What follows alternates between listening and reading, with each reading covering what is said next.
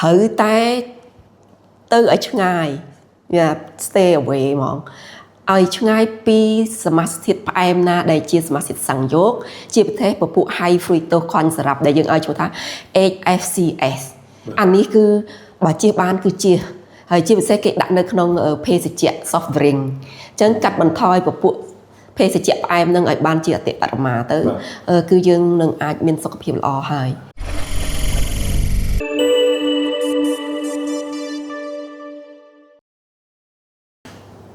បើជាដំណងខ្ញុំបាទមានចាំសូមគោរពនឹងជំរាបសួរទៅដល់ប្រិយមិត្តដែលតាមដានទស្សនាការផ្សាយរបស់នេត្រាផលជាទីគោរពនៅថ្ងៃនេះដែរខ្ញុំបាទមានប្រធានបទថ្មីមួយទៀតដែលយកមកជជែកគ្នាហើយថ្ងៃនេះយើងមានកិត្តិយសមែនទែនដោយទទួលបាននៅអ្នកជំនាញផ្នែកគីមីនិងចំណីអាហារគឺលោកជំទាវបណ្ឌិតសុភាចារ្យចេតសុថាដែលលោកជំទាវជាអ្នកជំនាញនៃរាជបណ្ឌិតសុភាលោកនឹងមកបកស្រាយជុំវិញប្រធានបទខាងលើនេះថាតើពាក់ព័ន្ធជាមួយនឹងជាតិស្ករឬមួយក៏សមាសជាតិស្ករឬក៏ក្លុយកូនថាតើអ្វីទៅជាក្លុយកូនអ្វីទៅថាតើក្លុយកូនមាននៅក្នុងសារធាតុនៃអាហារប្រភេទណាខ្លះដូច្នេះកុំឲ្យរំចាំយូរយើងជួបជាមួយនឹងគាត់តែម្ដងបាទសូមគោរពនឹងជំរាបសួរទៅដល់លោកជំទាវបាទចាជំរាបសួរសុខសប្បាយចាបាទលោកជំទាវបែកគ្នាមួយរយៈសុខទុក្ខអីយ៉ាងណាដែររវល់ការងារមកមានញឹកច្រើនទេលោកជំទាវបាទចាធម្មតាទេជាអ្នកស្រាវជ្រាវរវល់ធម្មតាជាការងាររាល់ថ្ងៃចាគឺប្រកបដោយភាពណាចាអរគុណអាចថារវល់ច្រើនទៅលើកិច្ចការស្រាវជ្រាវចំណេះដឹងថ្មីបន្ថែមទៀតមែនទេចាគឺយើងមានការស្រាវជ្រាវបន្តដោយសារយើងនៅក្នុងជំនាញហ្នឹងហើយតាក់ទងជាមួយនឹងមហាជនមួយចំនួនដែលគាត់ចង់ដឹងដែរចាអញ្ចឹងអរគុណបាទលោកជំទាវក្នុងថ្ងៃនេះខ្ញុំបាទមានកិត្តិយសមែនទែនដោយនឹងលើកយកប្រធានបទទូទៅមួយដែលសម្រាប់ប្រជាពលរដ្ឋកម្ពុជារបស់យើងទូទៅហ្នឹងគឺកំពុងតែគេថាប្រឈមជាមួយនឹងការទទួលទាននៅអាហារគ្រប់មុខគ្រប់បែបគ្រប់បបតែម្ដងមិនថាប្រភេទភេសជ្ជៈមិនថាប្រភេទអាហារក្តៅឬក៏ប្រភេទអាហារសម្រន់ភាគច្រើនគឺសុទ្ធសឹងតែជាអាហារដែលមានសារធាតុឬក៏សមាសធាតុជាតិផ្អែមនេះច្រើនឬមួយក៏ជារួមទៅជាការនិយមទូទៅនៃប្រជាពលរដ្ឋខ្មែរតែម្ដងដែលយើងមើលឃើញជាទូទៅតាំងពីចាប់ដើម20-30 ឆ្នាំចុងក្រោយនេះតែដោយសារតែពីមុនតាក់ទងជាមួយនឹងសុខភាពពួកគាត់ដូចជាមិនសូវជាប៉ះពាល់ពេកទេឬមួយក៏យ៉ាងម៉េចមានសំណួរទី1ចង់ជំរាបសួរទៅលោកជំទាវថាតើអ្វីទៅគឺជាសារធាតុស្ករឬក៏សមាសធាតុស្ករឬក៏ក្លូយកូសចាអរគុណច្រើនសំណួរនេះល្អមែនទែនតាក់ទងជាមួយនឹងបរិមាណស្ករដែលមាននៅក្នុងអាហារចាមុននឹងយើងទៅដល់ថាស្អីជាស្ករសិនខ្ញុំសូមបញ្ជាក់ថាតើស្ករវានៅក្នុងសមាសធាតុមួយណាធម្មតានៅក្នុងស្ករវាជាសមាសធាតុមួយគេបែងចែកវានៅក្នុងថ្នាក់មួយឲ្យឈ្មោះថាកាបូនអ៊ីដ្រាតចាអញ្ចឹងកាបូនអ៊ីដ្រាតនេះក៏ជាសមាសធាតុសំខាន់មួយនៅក្នុងចំណោមសមាសធាតុសំខាន់5ដែលខ្ញុំបានជម្រាបពីលើកមុនហើយយើងមានប្រូតេអ៊ីនយើងមានខ្លាញ់យើងមានកាបូនអ៊ីដ្រាតវីតាមីនហើយនឹង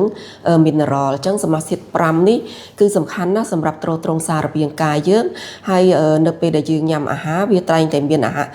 សមាសធាតុទាំងអស់ហ្នឹងអញ្ចឹងថ្ងៃនេះយើងចង់បញ្ជាក់ថាតើស្ករវានៅក្នុងកាបូនអ៊ីដ្រាតហ្នឹងវាជាស្អីអញ្ចឹងជាដំបូងខ្ញុំចង់បញ្ជាក់បន្តិចអ្វីទៅជាកាបូនអ៊ីដ្រាតជាកាបូនអ៊ីដ្រាតនេះបើយើងសិក្សាតាមទ្រឹស្ដីវាជាសមាសធាតុស្ករជាទូទៅមកពីពាក្យក្រិចដែលគេឲ្យឈ្មោះថាសាការីតនោះគឺជាស្ករប៉ុន្តែ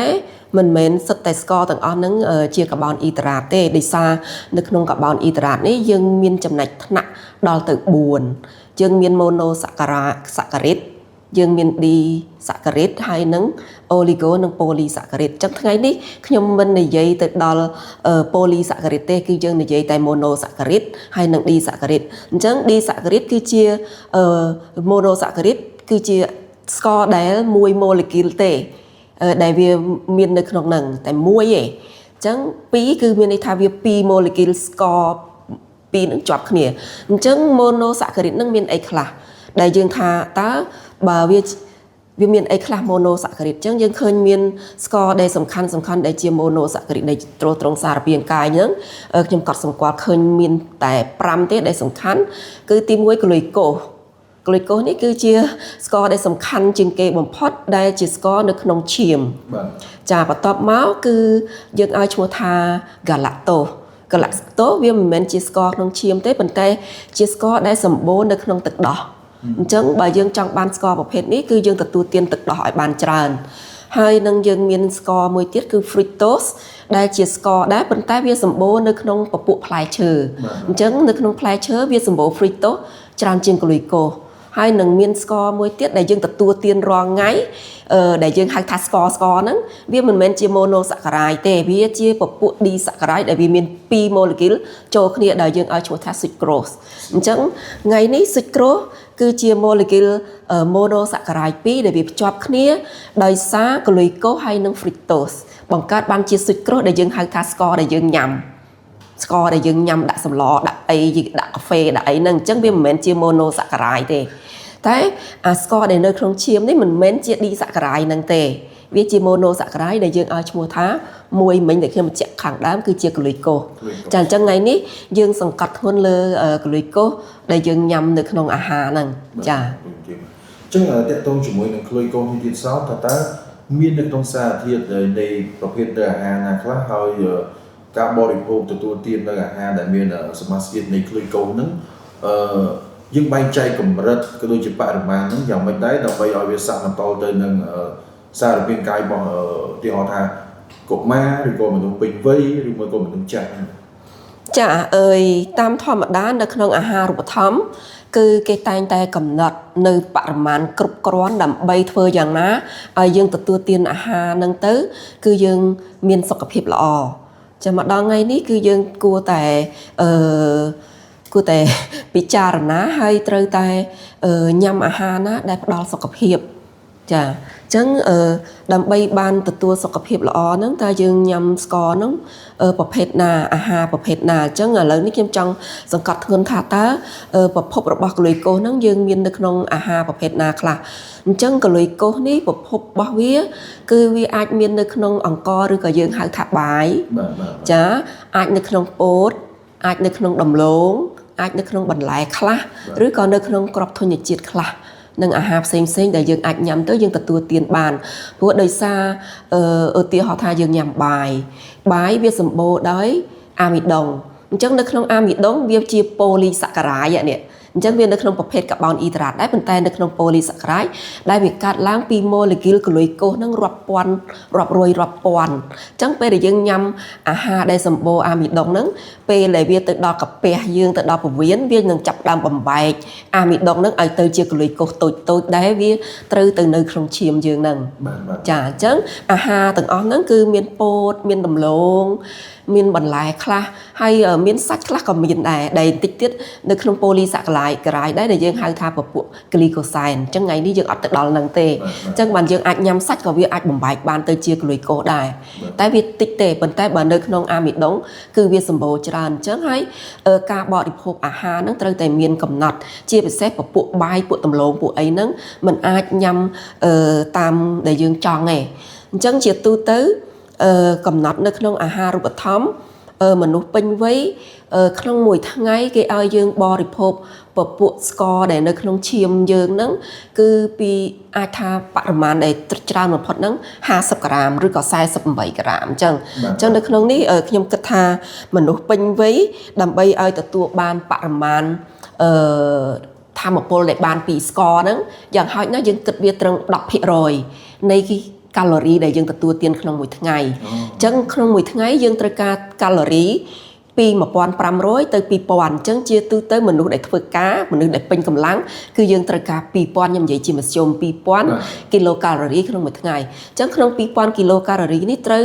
យកកាឡូរីដែលបានពីស្ករនឹងយ៉ាងហោច 10% អញ្ចឹង 10% បើយើងគណនាមកប្រហែល200គីឡូកាឡូរីទេក្នុងមួយថ្ងៃដែលបានពីស្ករនឹងថាមពលនឹងចាអញ្ចឹងមនុស្សពេញវ័យត្រូវការតែអាច30ក្រាមទេក្នុងមួយថ្ងៃហើយគេនៅកូនក្មេងគេបែងចែកពីអាយុ4ឆ្នាំ ទៅ6ឆ្នាំហើយនឹងពី7ឆ្នាំដល់10ឆ្នាំអញ្ចឹងពី4ឆ្នាំទៅ6ឆ្នាំគឺកាឡូរីបរិមាណស្ករគេឲ្យត្រឹមតែ19ក្រាមឯក្នុងមួយថ្ងៃហើយបើកូនក្មេងដែលចាប់ពីអាយុ7ឆ្នាំដល់10ឆ្នាំហ្នឹងគេឲ្យ24ក្រាមក្នុងមួយថ្ងៃចាអញ្ចឹងមនុស្សចាស់អាច30 40នៅក្នុងហ្នឹង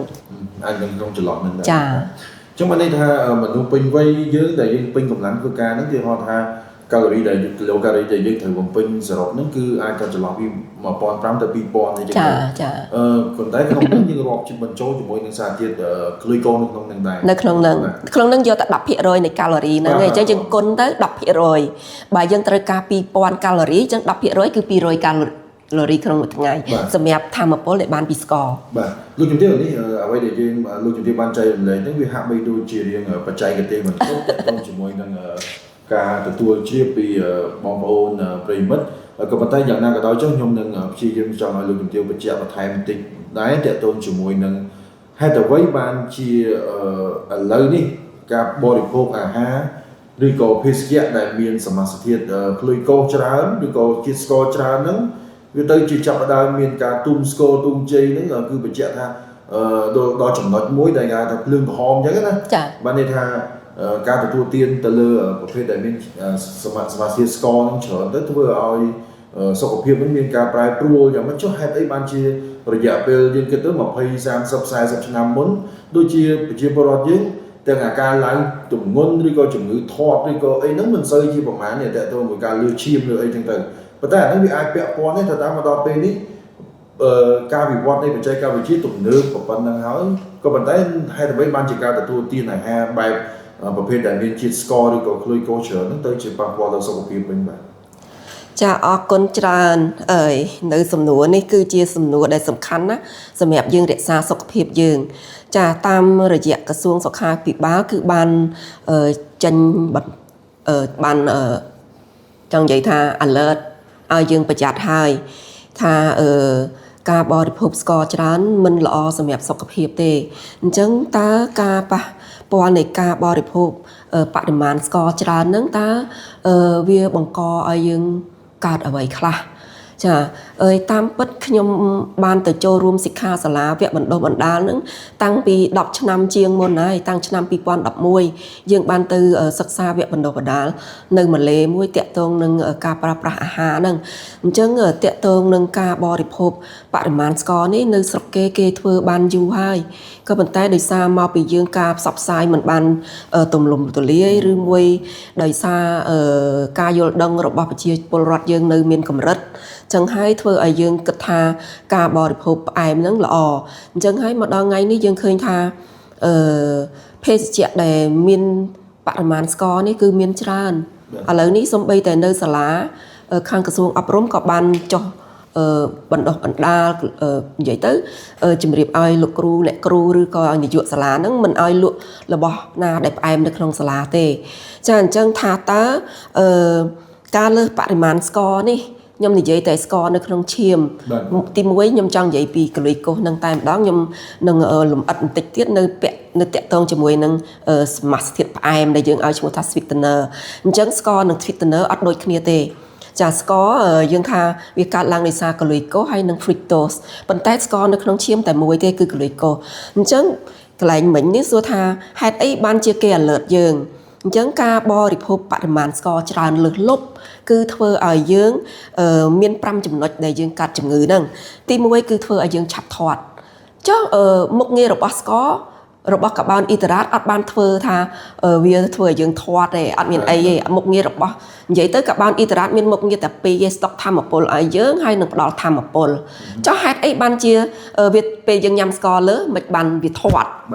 វាខុសពីប្រេងខុសពីខ្លាញ់បន្តិចខ្លាញ់វាមានមុខងារមួយធ្វើឲ្យយើងធាត់កន្លែងនេះបើយើងលើសស្ករមានន័យថាស្ករវាមិនបំលែងខ្លួនឲ្យទៅជាខ្លាញ់នៅក្នុងសារពាង្គកាយយើងគឺស្ករដោយសារបរិមាណស្ករយើងមានបង្គំនីតិមួយឲ្យឈ្មោះថាបង្គំនីតិអាល់ដេអ៊ីតអញ្ចឹងបង្គំនីតិអាល់ដេអ៊ីតនេះវានឹងបំលែងខ្លួនវាឲ្យទៅជាខ្លាញ់បានអញ្ចឹងវាបង្កើតបានទៅជា triglycerin នេះដែលគ្រោះថ្នាក់សម្រាប់ពួកយើងដែលស្ទះខ្លាញ់ក្នុងឈាមអីតែគេទៅពេទ្យនេះគេតែងឲ្យយើងមើលហើយកូលេស្តេរ៉ុល3មុខ ដែលធ្វើឲ្យយើងធាត់ឲ្យយើងមានសុខភាពអត់ល្អហ្នឹងគឺ triglycerin នេះត្រូវតែមើលដាច់ខាតអញ្ចឹងស្ករវានឹង convert វានឹងបំលែងខ្លួនវាឲ្យទៅជា triglycerin ដែលកាលណាវាច្រើនគឺវាធ្វើឲ្យយើងធាត់អញ្ចឹងធាត់នេះមិនមែនមកពីស្ករទេមកពីស្ករវាបំលែងឲ្យទៅជាខ្លាញ់សិនហើយបានវាឲ្យយើងធាត់នេះទី1ទី2នៅពេលដែលយើងញ៉ាំបរិមាណផ្អែមច្រើនពេកគឺយើងនឹងកើតជំងឺមួយឲ្យឈ្មោះថាជំងឺទឹកនោមផ្អែមប្រភេទ2ជំងឺទឹកនោមផ្អែមប្រភេទ2នេះមិនមែនជាជំងឺតពូជទេគឺជាជំងឺដែលយើងញ៉ាំអាហារមិនត្រឹមត្រូវ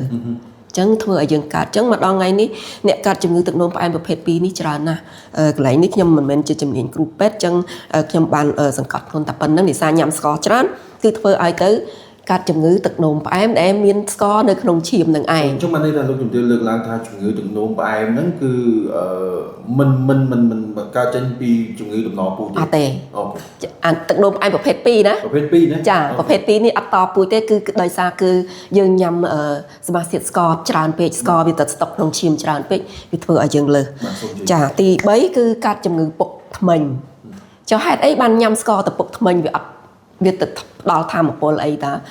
ដោយសារអីដោយសារយើងញ៉ាំស្ករទៅយើងចូលមកក្នុងមាត់យើងនៅក្នុងមាត់នេះមានបាក់តេរីហើយបាក់តេរីនេះវានឹងបំលែងស្ករឲ្យទៅជាអាស៊ីតណាពេលយើងរៀនគឺស្ករវានឹងបង្កើតក្លូកូសវាបំលែងទៅជាអាស៊ីតអញ្ចឹងអាស៊ីតហ្នឹងហើយវាទៅធ្វើឲ្យធ្មេញយើងពុកអូខេអញ្ចឹងបានគេអត់ឲ្យក្មេងញ៉ាំស្ករច្រើនទេខ្លាចពុកធ្មេញដែលយើងហៅថាដង្កូវស៊ីធ្មេញនោះអត់មានដង្កូវទេគឺពុកធ្មេញតែម្ដងទី4គឺកាលណាយើងញ៉ាំស្ករច្រើនពេកយើងគិតថាប្រហែលយើងមានកម្លាំងផ្ទុយទេពេលដែលយើងញ៉ាំស្ករខ្លាំងច្រើនពេកធ្វើឲ្យយើងអស់កម្លាំងវិញហេតុអ្វីកន្លែងហ្នឹងដោយសារស្ករពេលដែលយើងញ៉ាំទៅវាបង្កើតឲ្យយើងមានថាមពលខ្លាំងពេលដែលថាមពលខ្លាំងភ្លាមច្រើនវានឹងចុះមកវិញលឿនដែរអញ្ចឹងដល់ពេលដែលស្ករចុះមកលឿនធ្វើឲ្យថាមពលចុះខ្លាំងអញ្ចឹងធ្វើឲ្យយើងអស់កម្លាំងអូខេហើយទី5នេះគឺជំងឺបេះដូងឬក៏ជំងឺលើសឈាមលើសអីហ្នឹងក៏មកពីអាហ្នឹងឯមិញខ្ញុំបានជម្រាបឲ្យថានៅពេលដែលយើងញ៉ាំខ្លាំងថាមពលយើងឡើងខ្លាំងធ្វើឲ្យសម្ពាធឈាមយើងខ្ពស់អញ្ចឹងធ្វើឲ្យយើងឡើងសម្ពាធឈាមអូតូហើយអញ្ចឹងមាន5ចំណុចហ្នឹងដែលជំងឺសំខាន់ដែលយើងកើតច្រើននៅស្រុកខ្មែរយើងហ្នឹងដែលយើងអត់បានប្រុងប្រយ័ត្នទេម្ដងថ្ងៃនេះអូខេចុះឥឡូវមិញយើងនិយាយថាខ្វះលើសឯងចុះបើខ្វះវិញកើតអីក៏ឈឺដែរប៉ុន្តែគ្រាន់ថាពេលដែលយើងខ្វះស្ករវាអាចឲ្យយើងឈឺក្បាលអស់កម្លាំងមានការខ្សោយសរីរាង្គយើងណាដកដង្ហើមពិបាកអីអញ្ចឹងទៅហើយក្អួតហើយវាតាក់ទងនឹងការទល់លាមកដោយសារញ៉ាំកាបូនអ៊ីដ្រាតវាមាន fiber អញ្ចឹង fiber ពពួក cellulose បាទយ៉ាអញ្ចឹងអានឹងរឿងមួយធ្វើឲ្យយើងទល់លាមកអីចឹងណាហើយវាក៏មានឥទ្ធិពលដល់កង្វះវីតាមីនដែរនៅពេលដែលយើងខ្វះហ្នឹងធ្វើឲ្យយើងខ្វះវីតាមីនអញ្ចឹងធ្វើឲ្យខ្លួនយើងហេះហាស់អូខេចានេះខ្ញុំ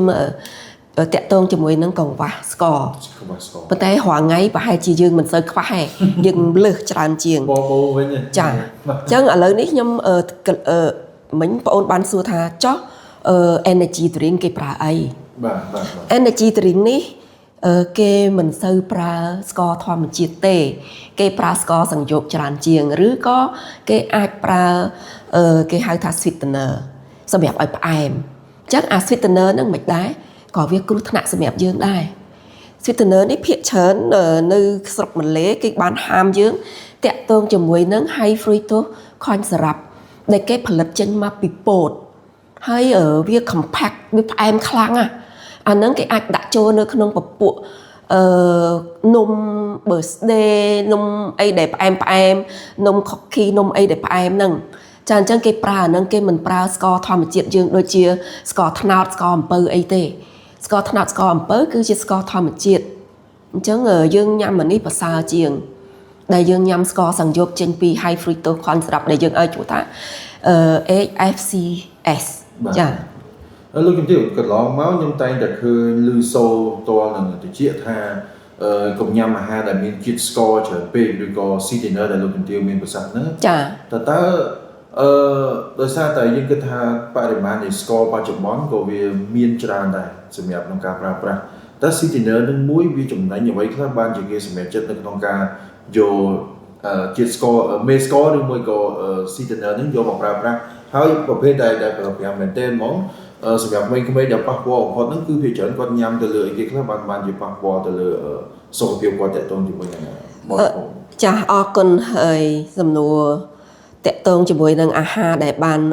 មាន sweetener ច្រើនឬក៏ស្ករច្រើននេះធម្មតាគេផលិតអាហារដែលអាហារកញ្ចប់អាហារអីហ្នឹងគេហៅឈ្មោះថា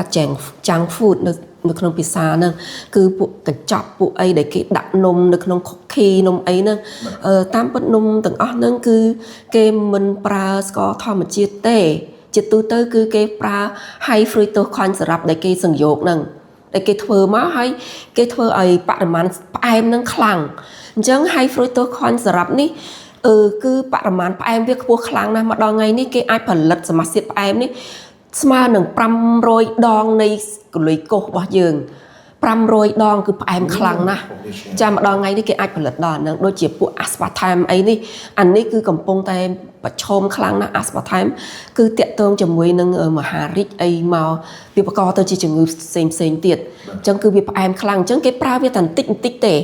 គេផលិតវាជាធុងហើយគេដាក់វាតែបន្តិចមួយតក់ពីរតក់ទេគឺវាផ្អែមតែម្ដងចាគេអត់ប្រើបរិមាណច្រើនទេក៏មកដំណក់ពីដំណក់វា observe បានវាគ្រប់យ៉ាដោយសារវាផ្អែម500ដងម្ដងថ្ងៃនេះគេផលិតវាឲ្យបរិមាណផ្អែមហ្នឹងគេគិតជាព្រិចហ្នឹងរហូតដល់500ចាខ្ញុំងាកមកសំណួរដែលចម្លែកមួយទៀតលោកជំទាវអាចធ្វើការវាយតម្លៃបានកម្រិតណាដែរចំពោះការប្រើប្រាស់នៅអាហារដែលមានឬក៏ភេសជ្ជៈដែលមានសមាសជាតិក្លូកូសឬក៏ស្ករហ្នឹងសម្រាប់បរិបទកម្ពុជារបស់យើងបច្ចុប្បន្ននេះណាតើលោកជំទាវមានការវាយតម្លៃឬក៏មើលឃើញយ៉ាងណាដែរទាក់ទងជាមួយនឹងការប្រើប្រាស់មួយនេះព្រោះកន្លងមករយៈចុងក្រោយនេះភាគច្រើនគឺជាសុភាពនារីគឺគាត់តែងតែណែនាំបើញ៉ាំកាហ្វេឬក៏ញ៉ាំទឹកដោះគោឬមកញ៉ាំអីចឹងកុំឲ្យដាក់ជាតិស្ករច្រើនកុំឲ្យដាក់អីច្រើនពេកទៅត្រឹមកម្រិតប៉ុណ្ណេះទៅក៏ប៉ុន្តែជាទម្លាប់របស់យើងទូទៅខ្មែររបស់យើងអាចមើលឃើញថាការទទួលទានឬក៏បរិភោគនៅអាហារភេសជ្ជៈដែលមានកម្រិតជាតិផ្អែមហ្នឹងគឺសឹងថាជាលក្ខណៈទូទៅប៉ុន្តែបើតាមបច្ចុប្បន្ននេះសម្រាប់ការវិតម្លៃរបស់លោកជំទាវមើលទៅការបរិភោគអាហារដែលមានក្លូកូសឬក៏ជាតិផ្អែមហ្នឹងមានការថមថយឬមួយក៏យ៉ាងណាដែរអរគុណណាស់យើងឃើញថាម្ដងថ្ងៃនេះយើងឃើញថាអាហារផ្អែមនេះច្រើនហើយជាទូទៅយើងអត់ដឹងថាបរិមាណផ្អែមដែលគេដាក់នឹងប៉ុន្មានសំខាន់យើងញ៉ាំផ្អែមខ្លាំងហ្មងសមាសជាតិស្ករនេះតាមពិតនៅក្នុងអាហារវាមានហើយនៅក្នុងធម្មជាតិឧទាហរណ៍ថាសម្លមួយចានបងអូនញ៉ាំបងអូនបានហើយស្ករដែលយើងទទួលទានសម្រាប់យកមកក្នុងសារពាង្គកាយគឺវាគ្រប់គ្រាន់ហើយយើងអត់ត្រូវការបន្ថែមស្ករទៀតទេប៉ុន្តែជាទូទៅយើងចូលចិត្តបន្ថែមយើងញ៉ាំកាទៀវយើងចូលទៅដល់តុកាទៀវយើងថែមស្ករហើយយើងថែមទឹកត្រីយើងថែមទឹកស៊ីអ៊ីវយើងអត់ដឹងថាតើស៊ុបគេនឹងឆ្ងាញ់ហើយនៅយើងថែមហើយមិនយើងដល់ពេលគេសួរថាកាទៀវហាងហ្នឹងហើយហាងនោះដូចគ្នាអត់ដូចគ្នាព្រោះយើងអត់បានភ្លក់original គេផងចាយើងមកដល់យើងដឹងតែដាក់ស្ករដាក់អំបិលដាក់ទឹកស៊ីអ៊ីវហើយបាត់ហើយចាអញ្ចឹងការដាក់សារធាតុផ្អែមនៅក្នុងអាហារនេះមិនចាំបាច់បន្ថែមទេដោយសារនៅក្នុងសាច់ខ្ញុំបាននិយាយមិញហើយថាក៏វាមានដែរក៏វាមានស្ករនៅក្នុងហើយត្រីក៏វាមានហើយនៅក្នុងស៊ុតក៏វាមានហើយបន្លែផ្លែឈើវាមានហើយអញ្ចឹងយើងអត់ត្រូវការបន្ថែមទៀតទេអញ្ចឹងដើម្បីកុំឲ្យប៉ះពាល់ដល់សុខភាពគឺទី1គឺខ្ញុំក្នុងនាមជាអ្នកស្រាវជ្រាវហើយជំនាញខាងហ្នឹងគឺគ្រាន់តែសុំឲ្យកាត់បន្ថយការបន្ថែមសមាសជាតិស្ករនៅលើអាហារជាការល្អកាត់បន្ថយឲ្យបានច្រើនជាអតិបរមាលោកជំទាវអាចបែងចែកកម្រិតណាដែរចំពោះអ្នកដែលគាត់ធ្វើការងារនៅក្នុងការិយាល័យហើយមួយផ្នែកទៀតអ្នកដែលគាត់ធ្វើការងារបែបលក្ខណៈដូចសេដ្ឋកិច្ចក្រៅប្រព័ន្ធអីចឹងគាត់អ្នកធ្វើសំណង់គាត់អ្នកលក់នៅក្នុងទីផ្សារគាត់អ្នករត់ម៉ូតូឌុបរត់លម៉អីចឹងណាតែការងារដែលប្រើប្រាស់កម្លាំងអីហ្នឹងទៅយើងគិតទៅការបែងចែកនៅកម្រិតការប្រើប្រាស់ឬក៏បរិភោគទទួលទានអាហារដែលមានក្លូកូសឬក៏សារធាតុផ្អែមហ្នឹងខុសគ្នាកម្រិតណាដែរគាត់អាចទីហោថាបើគាត់ធ្វើសំណង់ហត់ក្នុងមួយថ្ងៃ8ម៉ោងឬ10ម៉ោងអញ្ចឹងគាត់អាចញ៉ាំទីហោថាភេសជ្ជៈអស់កូកាកូឡាឬមួយក៏ស្អីទៅពីកំប៉ុងឬមួយក៏ពេលដែលគាត់ហត់ខ្លាំងហ្នឹងគាត់អាចប្រើអាហ្នឹងជំនួយបានឬមួយក៏យ៉ាងម៉េចដែរ ខ្ញុំក៏បានចុះទៅខាងរោងចក្រដែរគាត់ថាគាត់ធ្វើការហត់ណាស់ជាពិសេសអ្នកបើកបរឡានគាត់ត្រូវការអត់ងងុយហើយគាត់ត្រូវការញ៉ាំភេសជ្ជៈបើកម្លាំងនេះគឺជាគ្រោះថ្នាក់ខ្លាំងយើងចង់បានធម្មពលដើម្បីមកបម្រើសារពាង្គកាយដូចខ្ញុំបានប្រាប់មិញហើយធម្មពលហ្នឹងវាបានតែមួយផ្លេតវាកើតខ្លាំងមែនហើយវានឹងចុះមកលឿនដែរអញ្ចឹងវានឹងធ្វើឲ្យយើងមានតែមួយផ្លេតវាអត់បានទៅជួយសរីរាង្គទេវាមានតែបំផ្លាញសរីរាង្គចាអញ្ចឹងជាគំនិតរបស់ខ្ញុំទោះជាប្អូនធ្វើការសំណង់ក៏ដោយប្អូនបរិភោគអាហារណាដែលសម្បូរប្រូតេអ៊ីនឲ្យបានច្រើនឬខ្ញុំមិនមែនឲ្យញ៉ាំខ្លាញ់ទេខ្លាញ់វាអាចល្អជាងពពួកកាបូនអ៊ីដ្រាតនឹងព្រោះវាមានមុខងាររហូតដល់ទៅ11ទៅជួយសារពាង្គកាយយើងអញ្ចឹងពេលដែលប្អូនញ៉ាំសាច់ទៅយើងញ៉ាំសាច់ទៅយើងប្រកាសជាបានហើយខ្លាញ់នឹងកាបូនអ៊ីដ្រាតនឹងយើងអត់ត្រូវការពៅដូចមិញយើងថាអាហារពៅឬក៏ភេសជ្ជៈពៅនេះគឺគ្រោះថ្នាក់ចុងក្រោយគឺប្អូននឹងកើតទឹកនោមផ្អែមទាំងអស់ទី1ពេលដែលយើងញ៉ាំអាហារដែលមានបរិមាណស្ករដែលខ្ញុំថា high fructose សង្យោគនឹងខ្លាំងពេកតើវាធ្វើឲ្យខូចអីខ្ញុំនឹងនិយាយអំពីអាហ្នឹងចានៅទីនេះនៅខ្ញុំមានការស្រាវជ្រាវមួយគឺនៅម៉ាឡេឆ្នាំ2010គេរកឃើញហើយគេបាន alert ដល់ប្រជាពលរដ្ឋគេហើយ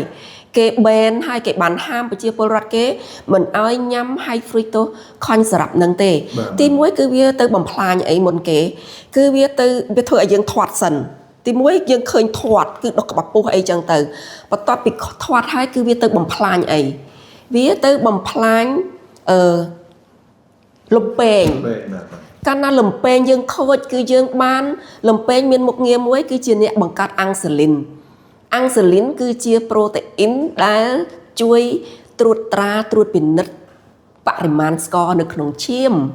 នៅពេលដែលស្ករវាលើសគឺអាំងស៊ូលីនវាទៅបន្ទាបស្ករនឹងឲ្យនៅ normal អញ្ចឹងនៅពេលដែលលំពេងខូចមានអ្នកណាផលិតអាំងស៊ូលីននឹងទៀតទី1ទី2វាធ្វើឲ្យយើងខូចក្រលៀនឬក៏យើងហៅថាតម្រងនោមអញ្ចឹងវាច្រោះអត់បានវាទៅឲ្យនៅតម្រងនោមអញ្ចឹងធ្វើឲ្យខូចក្រលៀនហើយអ្វីដែលជា toxic អញ្ចឹងគេបាននិយាយថា high fructose សង្យោគហ្នឹងគឺជា toxic សាហាវគឺជាជាតិពុលដែលមិនល្អទេវានឹងទៅស្តុកនៅក្នុងថ្លើមធ្វើឲ្យយើងឈឺថ្លើមអញ្ចឹងអ្នកដែលឈឺតម្រងនោមឬក៏លើសជាតិស្ករនឹងចុងក្រោយគឺឈឺថ្លើមណាចាំតែយើងមានការណែនាំថាបើសិនជាយើងដែលធ្វើការបងប្អូនពលរដ្ឋតែគាត់ធ្វើការងារបែបលក្ខណៈប្រើប្រាស់កម្លាំងយើងខ្លាំងជាងទៅបានន័យថាមិនមែនន័យថាមិនឲ្យ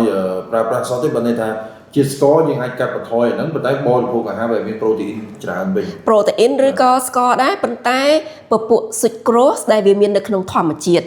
យើងអាចញ៉ាំផ្លែឈើយើងអាចញ៉ាំទឹកអំពៅអ្វីដែលជាធម្មជាតិហ្នឹងមិនទៅញ៉ាំអាហារពៅទេឬក៏ភេសជ្ជៈពៅហ្នឹងទេ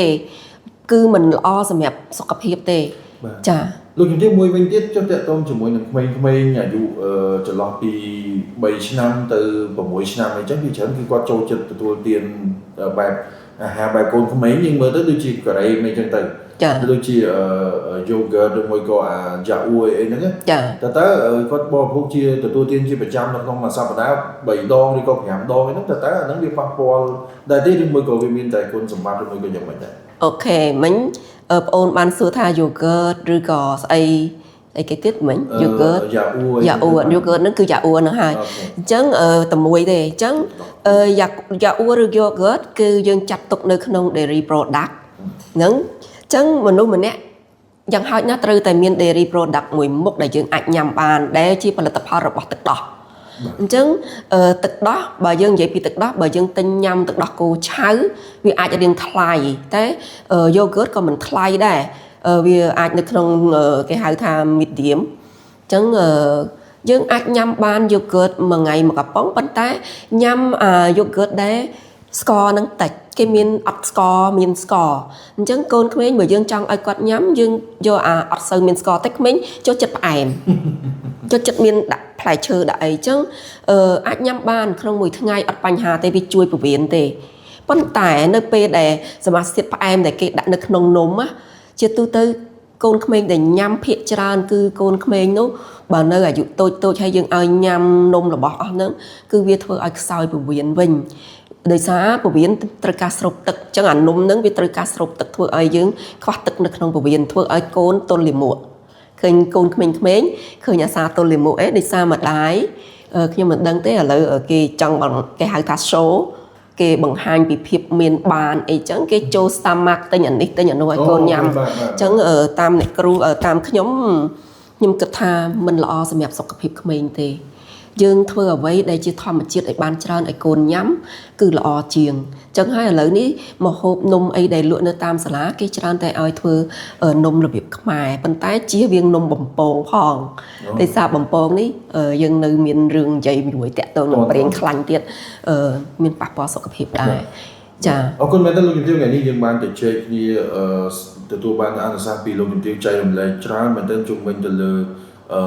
គុណវិបត្តិក៏ដូចជាគុណសម្បត្តិនៃការទទួលទាននៅអាហារដែលមានសមាសធាតុក្រូចកូនឬក៏សមាសធាតុស្ករហើយ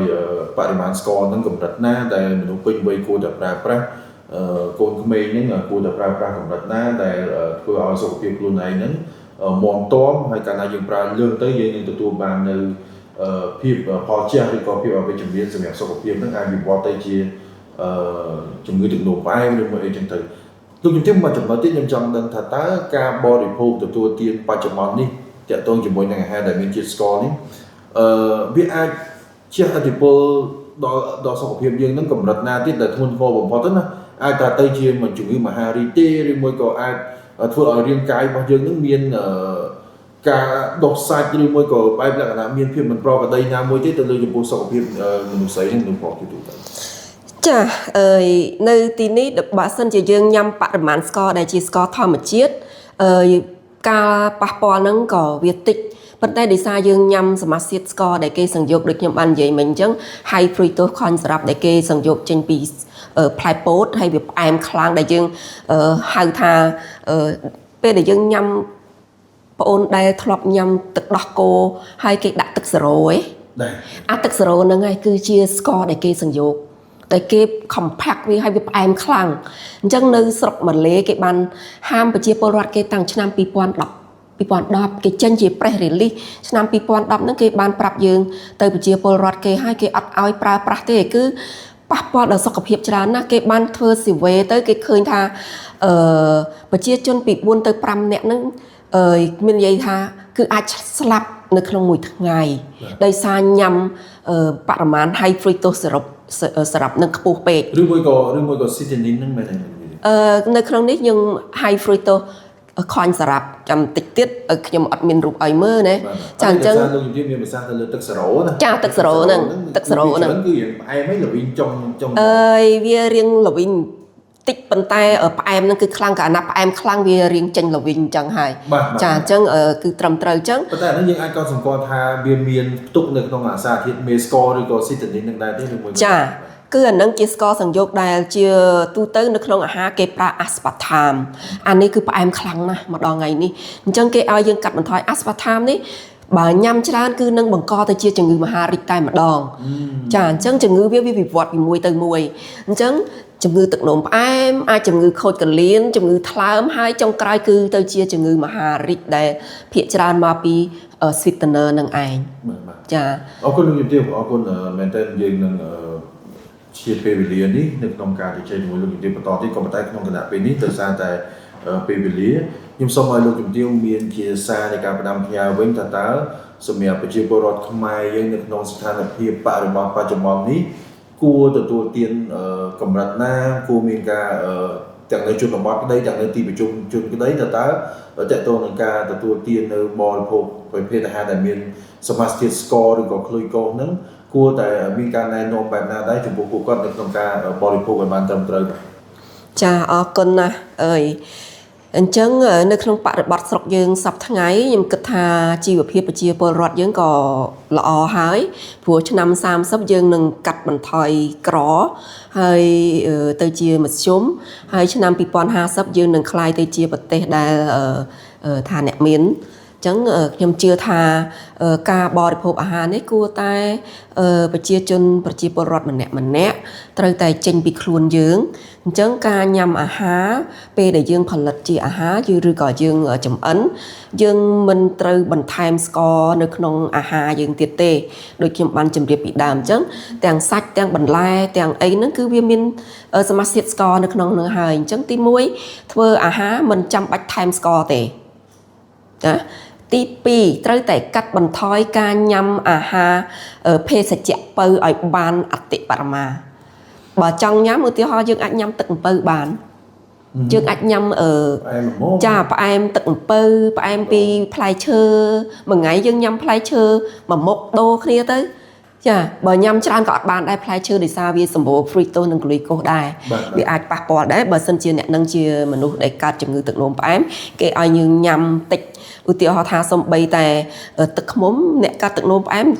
តែងតែថាមិនអាចញ៉ាំទឹកឃ្មុំបានតាមវិជ្ជបញ្ជាអាចញ៉ាំបានក្នុងមួយថ្ងៃមួយស្លាបព្រាកាហ្វេចាផ្លែឈើអាចញ៉ាំបានប៉មអីអាចកាត់ជា3ជា4ញ៉ាំទៅប៉ុន្តែ2 3ម៉ោងញ៉ាំម្ដងមិនអាចអនុញ្ញាតឲ្យយើងញ៉ាំម្ដង1 2ទេចាដោយសារបរិមាណស្ករវាខ្ពស់អូខេហើយទី3គឺត្រូវតែទៅឲ្យឆ្ងាយ stay away ហ្មងឲ្យឆ្ងាយពីសមាសធាតុផ្អែមណាដែលជាសមាសធាតុសង្យោគជាប្រភេទពពួក high fructose corn syrup ដែលយើងឲ្យឈ្មោះថា HFCS អានេះគឺបើជិះបានគឺជាហើយជាពិសេសគេដាក់នៅក្នុងភេសជ្ជៈ soft drink អញ្ចឹងកាត់បន្ថយពពួកភេសជ្ជៈផ្អែមនឹងឲ្យបានជាអតិបរមាទៅគឺយើងនឹងអាចមានសុខភាពល្អហើយចា៎ខ្ញុំសូមមកចំណុចទៀតចុងក្រោយលោកជំទាវបើសិនជាតាមការស្រាវជ្រាវក្នុងនាមលោកជំទាវជាអ្នកជំនាញណាក្នុងរយៈពេលបច្ចុប្បន្ននេះថាតើមាន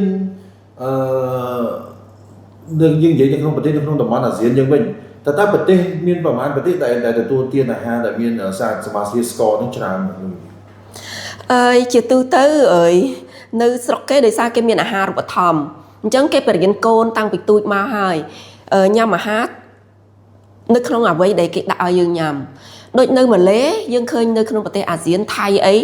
ពេលដូចជានៅស្រុកដែលក្រីក្រនៅក្នុងកំពង់អភិវឌ្ឍគឺយើងនៅតែការប្រើប្រាស់បរិមាណស្ករនេះមិនបានត្រឹមត្រូវទេអញ្ចឹងហើយយើងឃើញថាអ្នកដែលកើតទឹកនោមផ្អែមឬក៏ជំងឺមហារីកហ្នឹងគឺច្រើនខ្លាំងមែនតែននៅក្នុងបរិបទស្រុកខ្មែរទេដោយសារវាវិវត្តមកតាមគ្នាចាអញ្ចឹងអាហារដែលកញ្ចប់ហ្នឹងត្រូវតែជៀសវាងឲ្យបានច្រើនអាហ្នឹងគឺគ្រោះថ្នាក់សម្រាប់យើងខ្លាំងទី2គេអាចដាក់សារធាតុបន្ថែមដែលយើងអត់ដឹងចាអញ្ចឹងកាត់បន្ថយសមាសធាតុហ្នឹងទៅហើយយើងញ៉ាំអាហារណាដែលយើងផលិតខ្លួនឯងធ្វើស្រស់ចាឲ្យបានច្រើនបាទអរគុណច្រើនលោកយាយចាអរគុណច្រើនសម្រាប់ការផ្ដល់នៅពេលវេលាដ៏មានសារៈសំខាន់ហើយថ្ងៃនេះយើងពិតជាទទួលបាននៅចំណេះដឹងបន្ថែមថ្មីមួយទៀតហើយពិតជាសំខាន់មែនទែនសម្រាប់បងប្អូនទស្សនិកជនដែលជាអ្នកតាមដានរាល់ការផ្សាយរបស់នេះថាសម្រាប់នីតិសុខភាពរបស់យើង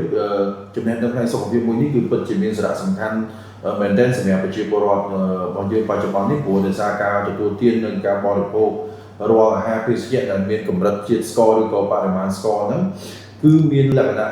ទូលំទូលាយនិងទូទៅមែនទែនដូច្នេះអ្វីដែលជាការចែករំលែកចំណេះដឹងអំពីលោកជំទាវបណ្ឌិតសភាចារ្យជ័យសុថានៃអ្នកជំនាញគីមីចំណីអាហារនៃបណ្ឌិតសភាកម្ពុជារបស់យើងហ្នឹងគឺពិតជាមានសារៈសំខាន់ហើយក្រុមការងារក៏សូមសន្យាថានឹងពំនាំនៅចំណេះដឹងទៅលើសុខភាពនេះបន្តទៀតទាក់ទងជាមួយនឹងចំណេះដឹងផ្សេងៗជូនប្រិយមិត្តដែលជាអ្នកតាមដានគណៈពេលនេះដែរខ្ញុំបាននឹងក្រុមការងារព្រមទាំងលោកជំទាវបណ្ឌិតសភាចារ្យសូមអរគុណនិងសូមគោរពលាបាទចាអរគុណច្រើនចំពោះអ្នកត្រាប់ផងអរគុណបាទអរគុណ